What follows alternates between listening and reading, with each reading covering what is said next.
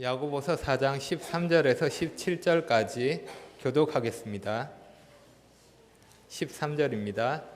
들으라, 너희 중에 말하기를 오늘이나 내일이나 우리가 어떤 도시에 가서 거기서 1년을 머물며 장사하여 이익을 보리라 하는 자들아,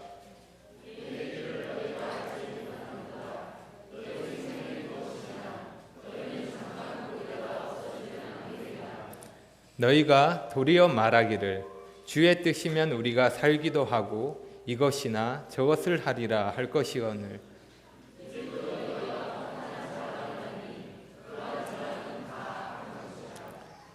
그러므로 사람이 선을 행할 줄 알고도 행하지 아니하면 죄니라. 네, 사람은 다양한 기준으로 구분됩니다. 혈액형이나 나이, 직업이나 출신에 따라 구분될 수 있고, 또 성향이나 취미, 어떠한 삶을 사느냐에 따라서 구분될 수도 있습니다. 이러한 다양한 구분 중에서 가장 일반적이고 기본적인 것은 이것입니다. 남자와 여자, 그리고 아줌마. 아줌마는 아주 특별하기 때문에 따로 구분해야 합니다. 달리는 버스도 붙잡아 세우는 대한민국 아줌마, 정말 대단합니다. 저희 집에도 그런 아줌마가 한 명 있는데 저랑 같이 살고 있습니다. 그래서 정말 감사하고 하나님의 은혜임을 기억합니다. 아줌마와 함께 살고 계시는 분들 모두 공감하시죠? 네, 어찌되었든 사람은 그 특징에 따라 구분될 수 있는데, 특별히 우리가 공부하고 있는 야고보서에는 딱 두 분류로 구분됩니다. 참된 믿음, 진정한 믿음, 행하는 믿음, 살아있는 믿음을 가진 자와 그렇지 않은 자입니다. 그런데 문제는 그렇지 않은 사람들 중에서 스스로는 믿음을 가졌다고 생각하는 사람이 있다는 것입니다. 거짓 믿음을 가지고 있으면서 그것에 속아서 사는 것입니다. 그래서 야고보는 계속해서 참된 믿음이 무엇인지 말하며 스스로를 점검할 수 있도록 경고합니다. 야고보는 지금 소리 높여 외칩니다. 들으라. 이것은 주의를 환기시키며 말씀을 듣는 자의 관심을 모으기 위한 것입니다. 구약에서 선지자들이 임박한 심판을 경고할 때 했던 것처럼 그러한 분위기를 느낄 수 있는 겁니다. 야고보는 그들 가운데 이렇게 말하고 있는 자들을 향해 경고합니다. 야고보는 왜 이런 경고를 했을까요? 그들이 어떤 말을 하고 있었는지 한번 들어보십시오. 그들이 말합니다. 13절입니다. 오늘이나 내일이나 우리가 어떤 도시에 가서 거기서 1년을 머물며 장사하여 이익을 보리라. 그들은 사업을 위해 계획을 세웠습니다. 그리고 그 계획을 말합니다. 오늘이나 내일 시간을 결정합니다. 어떤 도시에 가서 장소를 결정합니다. 1년을 머물며 기간을 결정합니다. 장사하여 방법을 결정합니다. 이익을 보리라. 결과를 예상합니다. 아주 신중하게 계획을 세운 것입니다. 그런데 이 계획에 무슨 문제가 있는 걸까요? 시간과 장소를 정하고 결과를 예상하는 것, 당연한 것 아닙니까? 여러분이 장사를 계획한다면 어떻게 하시겠습니까? 무엇을 할지 정하고 시간과 장소를, 결과를 예상하지 않겠습니까? 실제로 장사하기 위해서는 미리 계획을 세워야만 합니다. 계획하지 않고 일에 뛰어든다면 망할 수밖에 없는 것입니다. 본문에서 야고보는 계획하는 것이 나쁘다고 말하는 것이 아닙니다. 혹은 장사하여 이익을 남기는 것이 나쁘다고 말하는 것이 아닙니다. 사업에 있어서 미리 계획을 하고 이익을 남기는 것은 지극히 정상적인 일입니다. 여기서 야고보가 지적하는 것은 그들의 계획에서 하나님이 빠져 있다는 것입니다. 마치 이 모든 일이 자기 손안에 있는 것처럼 자기 생각대로 그대로 이루어질 것을 확신하며 말하는 것이 문제인 것입니다. 하나님을 고려하지 않은 채 자신의 인생을 계획하고 있는 어리석은 자의 모습인 것입니다. 자신의 본분을 잊어버리고 자신이 있어야 할 위치를 벗어나 하나님 자리에 앉아버린 교만인 것입니다. 우리는 이러한 모습을 누가복음 12장에서 예수님께서 말씀하신 어리석은 부자에게도 볼 수 있습니다. 그는 많은 곡식을 쌓아두고 더 이상 쌓아둘 곳이 없어서 자신의 곡간을 헐고 더 크게 새로 짓기로 했습니다. 그리고 이제 평안히 쉬고 먹고 마시기를 계획했습니다. 그런데 문제는 그의 인생에서 하나님의 자리가 없다는 것입니다. 그는 스스로가 인생의 주인이 되어 그렇게 착각하며 장밋빛 인생을 계획했지만 모든 것의 주인 되시는 하나님은 그가 예상하지 못했던 때에 그의 인생을 거두어 가십니다. 더 많은 곡식을 쌓아두고 더 즐기기를 원했지만 결국 죽음으로 그 모든 계획은 물거품이 되어 사라져 버렸습니다. 이 어리석은 부자의 모습이 바로 지금 야고보가 말하고 있는 장사를 계획하는 자들의 모습인 것입니다. 야고보는 자신의 위치를 망각하고 하나님 자리에 앉은 자들, 교만한 자들을 향해 말하고 있습니다. 하나님의 말씀보다 자신의 생각이나 자신의 관점이나 자신의 생각을 더 중요하게 여기는 사람, 신앙 고백은 하지만 여전히 세상 철학이나 가치관에 의존해 사는 사람, 주일마다 교회는 다닙니다. 하나님에 대해서 말은 합니다. 찬양도 부릅니다. 기도도 합니다. 예배도 드립니다. 말씀도 듣습니다. 그런데 인생에서 무언가를 계획하고 선택할 때 그때에는 하나님이 없습니다. 하나님과 관계없이 살아가는 겁니다. 이런 사람을 가리켜 실제적인 무신론자라고 말할 수 있습니다. 그들의 삶이 하나님을 모르는 사람이랑 별반 다를 바 없기 때문입니다. 예수님을 믿는다고 말하는 사람에게서 예수님을 찾아볼 수는 없습니다. 그들의 말과 행동에서 주님의 향기를 맡을 수가 없습니다. 교회는 다니지만 교회를 사랑하지는 않습니다. 구원받았다고 말하지만 구원의 열매를 찾을 수 없습니다. 생명이 있다고 말하지만 그 생명력을 느낄 수 없습니다. 여전히 세상의 가치를 쫓아서 살아갑니다. 여전히 자신이 가장 중요하고 자신에게만 몰두해 있습니다. 여전히 높아진 마음으로 교만한 태도로 자신의 욕심대로 살아가는 겁니다. 그것은 하나님의 자리에 내가 앉아 있는 겁니다. 그것은 자기 스스로가 하나님이 되어 살아가는 것입니다.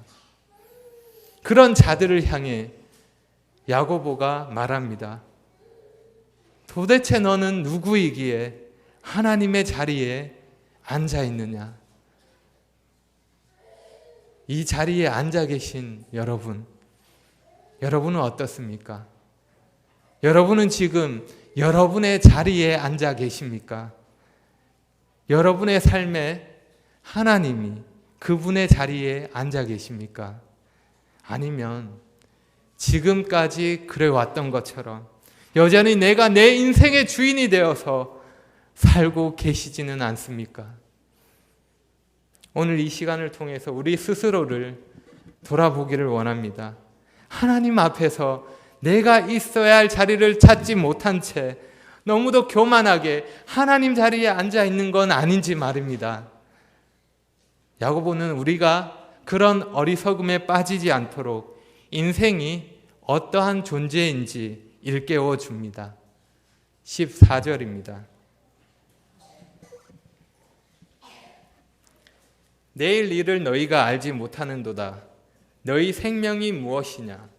너희는 잠깐 보이다가 없어지는 안개니라.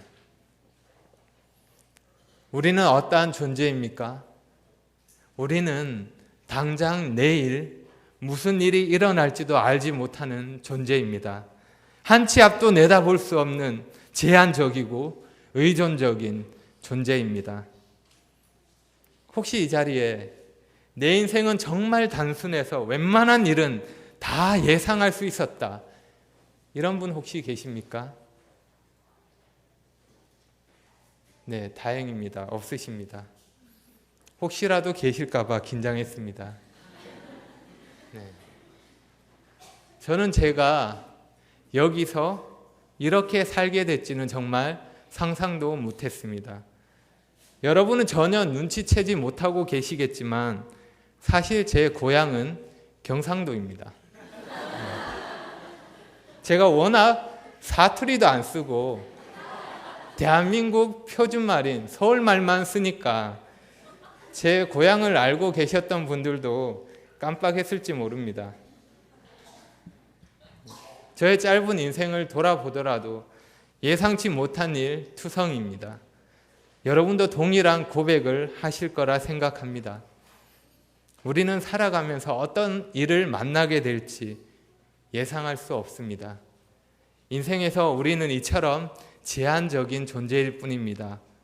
우리는 내일을 알 수 없습니다. 그뿐만이 아닙니다. 인생은 잠깐 보이다가 사라지는 안개와도 같습니다. 우리의 인생은 안개처럼 짧은 것입니다. 제가 어느 날 학교 도서관에서 나왔는데 안개가 정말 자욱했던 때가 있었습니다. 정말 멋진 광경에 사진도 찍고 기숙사로 걸어가는데 앞이 잘 안 보이는 겁니다. 그렇게 기숙사에 와서 수업 준비를 하고 강의실로 가려고 기숙사를 나섰는데 이제는 안개가 없는 것입니다. 그 짧은 시간에 언제 안개가 있었는지도 모르게 모두 사라져 버린 것입니다. 여러분, 우리의 인생도 그러합니다. 우리의 인생이 그러한 안개와 같습니다. 잠깐 보이다가 사라지는 겁니다. 이렇게 제한적이고 이렇게 유한한 인생인데, 이렇게 연약하고 의존적인 인생인데, 그런데 우리가 인생을 계획하고 준비하는 가운데 하나님을 배제한다면 얼마나 무의미하고 무가치한 일이겠습니까? 인생에서 하나님이 없는 계획처럼 불안하고 위험한 것도 없습니다. 아무리 뛰어난 사람이라 하더라도, 아무리 큰 부를 가진 사람이라 하더라도, 아무리 대단한 지식을 가진 사람이라 하더라도 예외는 없습니다. 그 누구도 내일 일을, 미래를 알 수는 없습니다. 그 누구도 이 땅에서 영원히 살 수는 없습니다.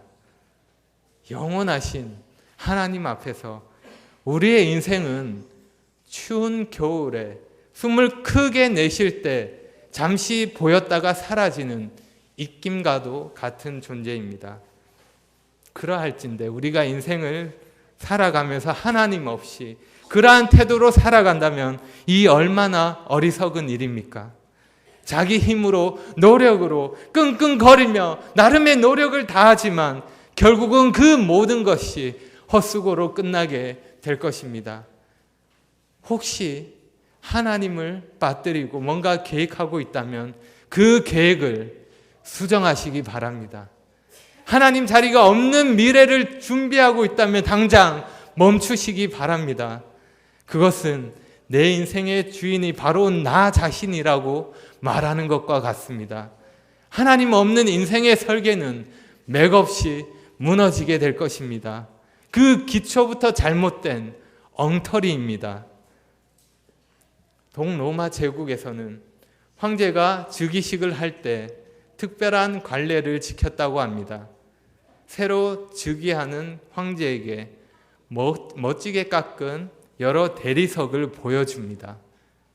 그리고 황제는 그 중에 하나를 자신의 묘비로 선택해야 합니다. 황제가 즉위하면서부터 먼저 자신의 죽음을 기억하도록 했던 것입니다. 여러분, 우리의 인생을 제대로 바라보십시오. 혹시 여러분은 자신을 의지하는 가운데 세상적인 기쁨만을 추구하며 미래에 대한 화려한 기대만을 가지고 인생을 바라보지는 않습니까? 하나님에게 하나님의 자리를 내어드리고 겸손하게 인생을 바라보시기 바랍니다.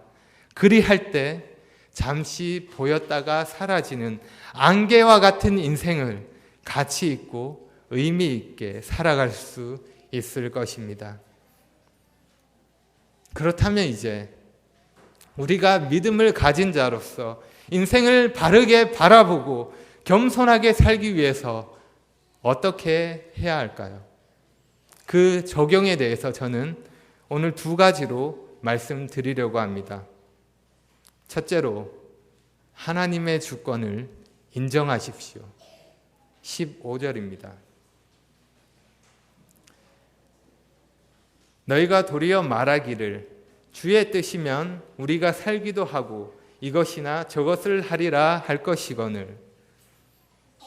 우리가 우리 자신이 어떠한 존재인지 제대로 알 때 우리는 하나님의 주권을 인정할 수밖에 없습니다. 이것은 우리가 인생을 대하는 태도가 어떠해야 하는지를 말해줍니다. 하나님의 주권을 인정하는 것은 하나님 앞에 나 자신을 겸손하게 내어드리는 것입니다. 나의 삶에 어떤 것은 하나님께 드리고 어떤 것은 나 자신이 주인 되는 것이 아니라 날마다 나의 모든 인생에서 그분의 뜻을 구하는 것입니다. 주님 뜻이면, 주님께서 허락하시면 이것이 삶의 원칙이 되는 것입니다. 하나님께서 내 인생의 주인 되심을, 범사의 그분을 인정하는 것입니다. 이런 마음가짐과 자세가 있어야 합니다. 날마다 매 순간마다 하나님의 주권을 인정하십시오. 우리의 인생은 그분의 손 안에 있습니다. 그러니 교만을 버리고 허탄한 자랑을 버리십시오. 그것은 악한 것입니다. 겸손히 주님의 뜻을 구하십시오. 주님 뜻 안에서 우리는 이것도 하고 저것도 하며 주님 허락하시는 참 자유를 누리며 살아갈 수 있습니다. 주님 뜻이면, 주님이 허락하시면 이라고 말하는 것은 우리가 하나님을 떠나서는 살 수 없다고 고백하는 것입니다. 주님 뜻이면 내가 이것을 하고, 주님이 허락하시면 내가 저것을 하고, 주님께서 함께 하시면 내가 이러이러하리라. 이러한 태도로 하나님의 주권을 인정하시는 여러분이 되시기를 바랍니다. 물론 이것은 우리가 기계적으로 말을 할 때마다 주님 뜻이면 이란 말을 붙여야 한다는 것은 아닙니다. 우리가 말할 때마다 주님 뜻이면 이라고 반복해서 말해야 한다면 얼마나 불편하고 거추장스럽겠습니까? 서로 대화하기 편하지 않을 것입니다. 사도 바울은 자신의 계획을 말하면서 주님 뜻이면을 말했지만 그렇지 않을 때도 있었습니다. 사도행전 18장 21절에서는 하나님의 뜻이면이라고 말하지만 동일한 사도행전 19장 21절에서는 그러한 언급이 없습니다. 고린도전서 4장 19절에서는 주님께서 허락하시면이라고 말하지만 동일한 고린도전서 16장 5절에서는 이러한 언급 없이 말합니다. 하지만 우리가 분명히 알 수 있는 것은 사도 바울이 그것을 말하든지 말하지 않았든지 관계없이 그는 언제나 하나님 주권을 인정함으로 하나님의 뜻에 따라 자신의 계획을 맞추었다는 것입니다. 야고보가 우리에게 권면하고 있는 것은 주님 뜻이면 이 말을 공식처럼 무의미하게 입술로만 끊임없이 반복하라는 것이 아닙니다. 그저 의미 없는 암송처럼 되는 것이 아니라 모든 일에 대한 하나님의 섭리와 우리를 향한 하나님의 계획을 진심으로 인정하라라는 것입니다. 여러분의 생각마다, 여러분의 계획마다, 여러분의 모든 삶의 자리에, 여러분의 인생의 목표와 그 모든 준비와 계획 가운데 주님 뜻이면 이것을 기억하시기 바랍니다. 주님께서 허락하시면 이것이 여러분의 삶의 모토가 되기를 바랍니다. 그것이 하나님의 주권을 인정하는 삶이며 참 믿음을 가진 자의 모습입니다. 그러면 다시 돌아와서 한 번 더 질문해 봅니다. 우리가 참된 믿음을 가진 자로서 어떻게 해야 합니까? 첫째로 하나님의 주권을 인정하십시오. 그리고 둘째로 하나님의 뜻을 행하십시오. 16절입니다.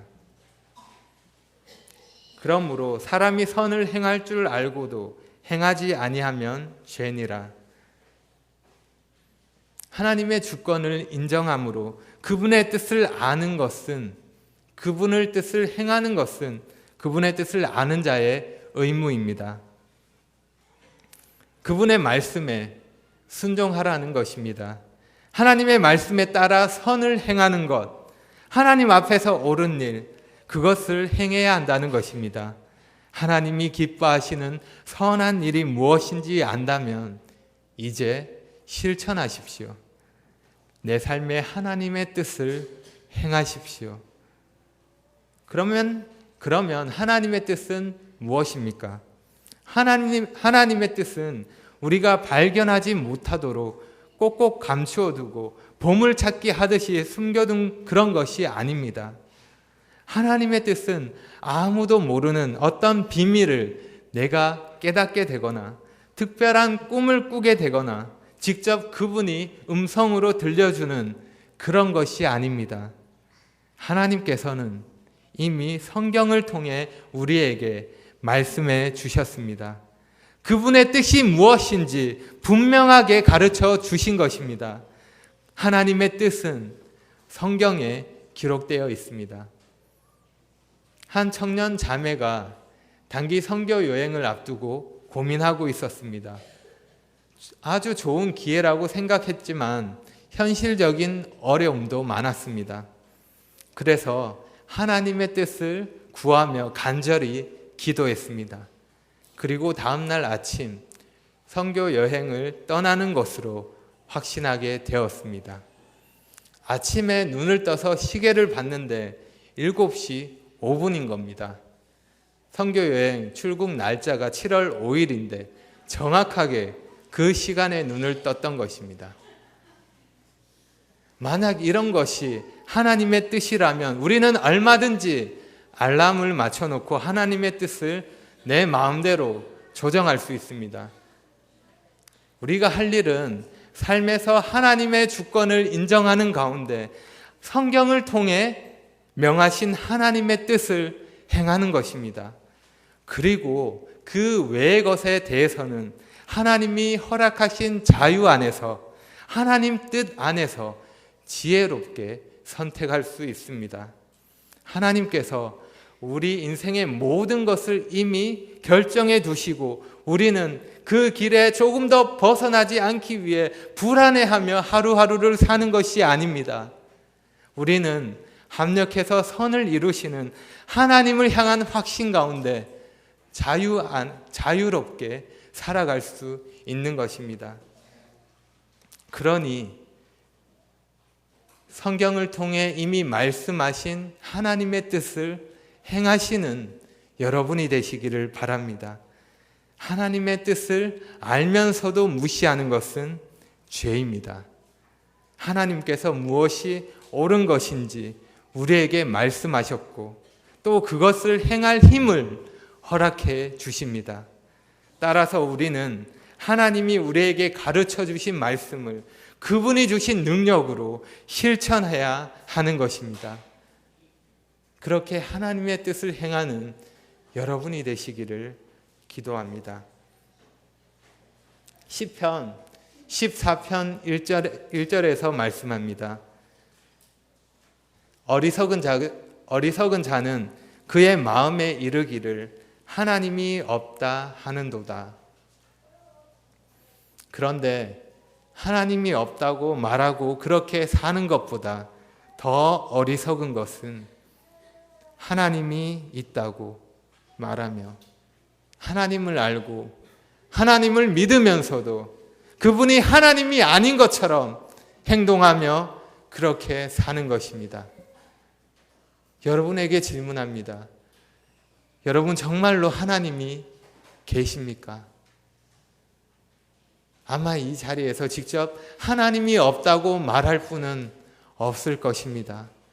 그런데 우리가 말로는 그렇게 하지 않지만 삶으로는 그렇게 할 수 있습니다. 하나님이 계시다고 말하지만 하나님이 안 계시는 것처럼 그렇게 살아갈 수 있는 겁니다. 지금 이곳에는 얼마나 많은 무신론자가 있는지 저는 모릅니다. 아마 여러분 가운데 한 사람도 이러한 호칭을 받아들이려 하지는 않을 것입니다. 하지만 월요일부터 토요일까지 하나님이 존재하지 않는 것처럼 산다면 여러분은 실제적인 무신론자입니다. 말보다 행동이 더 설득력이 있기 때문에 그렇게 사는 것은 여러분이 누구인지를 보여주는 것입니다. 그러니 여러분, 하나님의 말씀으로 무엇이 올바른 일인지 알았다면 하나님의 말씀을 따르십시오. 여러분의 삶에서 하나님의 주권을 인정하시고 하나님의 뜻을 행하십시오. 그릇된 일을 하지 말고 그것을 올바른 일로 바꾸십시오. 변화를 위한 결정은 여러분의 몫입니다. 우리는 너무도 교만해서 너무나 자주 나 자신이 하나님을 대신하는 죄를 범합니다. 하나님이 미워하시는 우상숭배, 거짓 신을 섬기며 그 신을 따르는 죄 가운데 최악의 경우는 우리 인생의 주인이신 유일하신 하나님의 자리에 나 자신이 앉는 것입니다. 그것은 나 자신을 신으로 올려 세우는 것입니다. 여러분은 어떠하십니까? 여러분은 지금 어느 자리에 앉아 계십니까? 기도하겠습니다.